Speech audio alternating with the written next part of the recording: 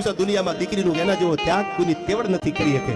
બાપુ સુખી હોય, કરોડો રૂપિયાની મિલકત હોય, જાગીર હોય, જમીન હોય, કોઈ દીકરી એવું કીધું કે આમાંથી 50% ભાગ મને આપી દો? અરે છોડો એ વાત. દીકરી પરણીને હારે વહી ગઈ હોય, 1 વર્ષ 2 વર્ષ 15 વર્ષ વીતી ગયા હોય, ભાઈઓ જમીનના ભાગ પાડે, સાઈન કરવા માટે બેનને બોલાવે.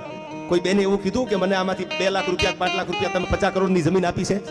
કોક 2% બનાવ હોય તો મને ખબર નથી, પણ સાહેબ બસમાં બેહીને આવે, ગાડી ન હોય ઘરની, એ દીકરી આવે પોતાના ભાઈની જાગીરના ભાગ પડતા હોય, એમાં સાઈન કરી દે, પાછી ઓરણા લેતી જાય કે કરોડ દિવાળી તારા રાત તપે, મારા ભાઈનું હકનું, મારે હરામનું, મારે કાંઈ નથી જોતું.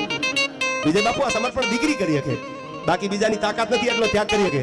તમે હવારમાં નક્કી કરજો, બેગ ભરી લ્યો અને વિદેશ વ્યા જાઓ. દુબઈ મજા આવે તો દુબઈ, ઓસ્ટ્રેલિયા મજા આવે તો ત્યાં, યુએસ મજા આવે તો ત્યાં વ્યા જાઓ. 15મા દીએ તમને તમારું ઘર સાંભળે, મને સાંભળે, તમને સાંભળે કે સાલું 15 દી થઈ ગયા, મહિનો થઈ ગયો, હાલો ને હવે રાતોલ જાય, હાલો ને આપણા ઘરે જાય. દીકરી એક એવી છે કે બાપના ફળિયામાં બીવી બાબા આવ્યો હોય વરસ સુધી પોતે મોટી થતી હોય, અને બાપના ફળિયામાંથી દીકરી નીકળે જેમ અજાણ્યું પારેવું પંખીડું ઉડીને વયું જાય, એમ પોતાના ને પારકા અને પારકાના ને પોતાના કરીને દીકરી હાલી જાય. કોઈ દીકરીએ વળાકો નથી કર્યો, માથે ઘણના ઘા થઈ જાય તો એને સહન કર્યા છે, પણ કોઈ દીકરીએ બાપને એમ નથી કીધું બાપુ મારે નથી રહેવું આયા. અટાણે એવું બને છે, કળિયુગ છે ને.